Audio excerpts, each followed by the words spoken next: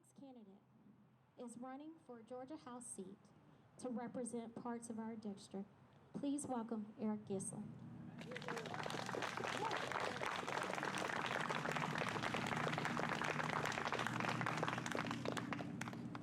Hi everyone, how you doing today?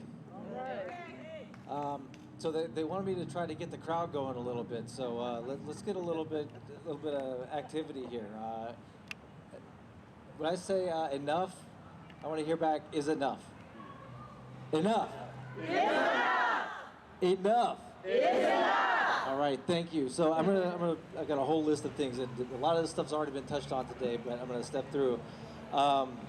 First off, I want to thank Indivisible, this fantastic group, Indivisible 10, for putting this together and working with Moms Demand Action, two incredible organizations that are out there doing the work every day and not stopping until we get where we need to go with this legislation.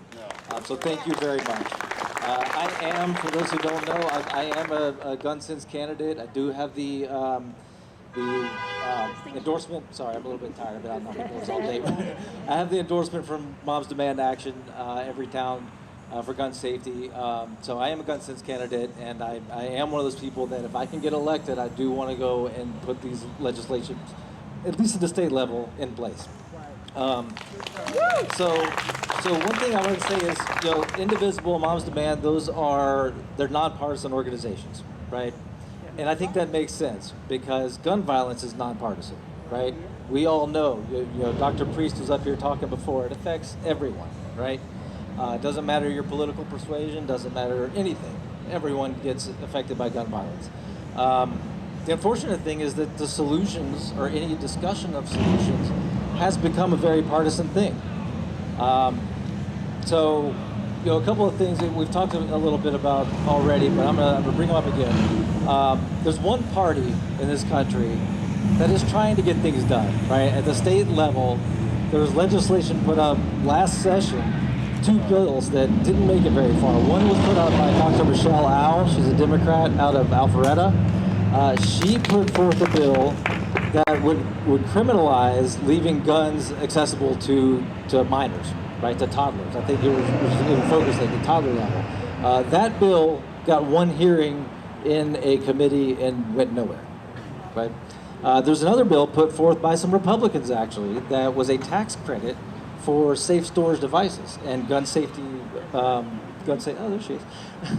Gun safety courses. That bill was passed by the House, died in the Senate. So the GOP being in charge of the state legislature for 20 years straight, we see what we're getting, right? So a couple of things I wanted to mention. One, there was a shooting in Iowa, right? A mass shooting in Iowa, way back right before the Iowa caucuses, right? If you remember that. Do you remember what Donald Trump said the next day? I wrote it down. He said, oh wait, I didn't write it down. No, what he said was we have to get over it, right? Yep. Do you remember that? We have to get over it. And you heard after Appalachia, what did J.D. Vance say? Fact of life. It's a fact of life. Yep. I don't think it's a fact of life. No. We've heard a couple of times already about what Mike Collins said, and we know how he approaches it. But I want to go back to the J.D. Vance thing, right? It's not a fact of life. You know how I know it's not a fact of life? Because it doesn't happen in other countries. Yep. Right? Right. If it was a fact of life, it would happen there. Another reason I know it's not a fact of life, I graduated high school in 1994, and when I graduated, me nor anyone I knew had ever done an active shooter drill. They were unheard of, right? And I hear all the time, I've got ads out on Facebook where I'm saying I want to support common sense gun safety measures, right? And you ought to see the comments, man. The people are coming out crazy because they're saying things like, I went to school in the 60s. People had a shotgun in the back of the truck so they could go hunting after school. Well, it ain't the 60s anymore, right? We have problems, and this is continuing to happen, and we know what the solutions are. So you think about what these Republican leaders are saying every time this happens, offering thoughts and prayers, blaming it on mental illness, not funding anything to do anything about that mental illness, not supporting any kind of gun legislation that we know can work. And what I hear when they say those words is that it's worth the price. right? They're okay with the occasional murder of school children and teachers as long as it means anyone can go into a gun shop and buy a gun. That's just wrong, right?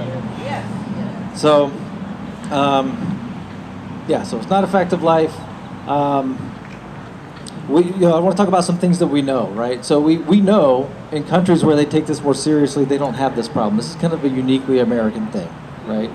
Even within America, if you look at the state level, we know that states that have more restrictive gun laws in place have fewer incidents of homicides, suicides, mass shootings, all these things, right? So we know that works. But I want to talk a little bit about what we don't know, right? What we don't know, and part of that is because of the Dickey Amendment that was passed in 1996. Have you heard of this? This was an amendment that forbade investing in gun violence research, and it was in place for 24 years. Finally turned it over in 2020. Since 2021, U.S. Congress has put $25 million a year towards gun violence research, which sounds like a lot of money, but that's $25 million split between the CDC and the NIH, right? And Mike Collins is one of the Republicans that are trying to get rid of that, right? Because they don't want to know. They don't want to have the answer. They don't want you to do the research and see what can we do to try to fix this problem, because it's not just one thing, it's a lot of things, right? So we know that. Okay, so here's where we're going to try to get the crowd moving a little bit. Give me another enough. Enough is enough. Okay, so what can you do? Number one, today, if you're tired of this and you've had enough, check your registration today. In the state of Georgia, the deadline is tomorrow. If there's a problem with your registration, you got to take care of it tomorrow. Enough is enough.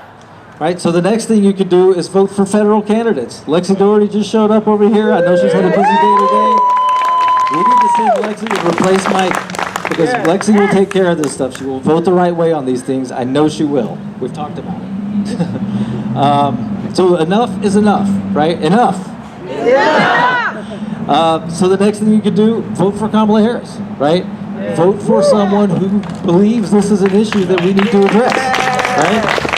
Absolutely. Enough is enough. The last thing you could do is vote for the state level, right? We've seen 20 straight years of GOP running this state, and we see what they've done. They put guns everywhere. They let guns go to the airport now. You don't have to have any kind of license. I'm not a gun owner. I can walk into a store right now, buy everything I need, buy a gun, buy bullets, and nobody trained me how to use it, and I can just walk around wherever I want to. Right? That's wrong, right? There needs to be some kind of training, some kind of permitting process. And I will tell you, I'll go back to my Facebook ad. I'm kind of rambling here a little bit, but go back to my Facebook ad. One of the guys reached out to me and said, "Can you explain to me what common sense gun violence is, or common sense gun safety is?" And I told him, it's bringing back concealed carry permits, and maybe even having some kind of permit beyond that, like an open carry permit, red flag laws, all these things. And this guy replied to me, and he told me, "I'm a Second Amendment defender. I believe in the Second Amendment, but people have to know what they're doing. There has to be some kind of training." So there is common ground there, and these are Republicans that we're talking to, right? These things poll like crazy. 70% of the population, including Republicans, are in support of red flag laws and permits and all these things. It does not have to be red versus blue or any of that kind of stuff. They're on our side. We just got to convince them to vote for the right people. So I'm going to leave it with that. Thank you very much, and hand it back to Nikita.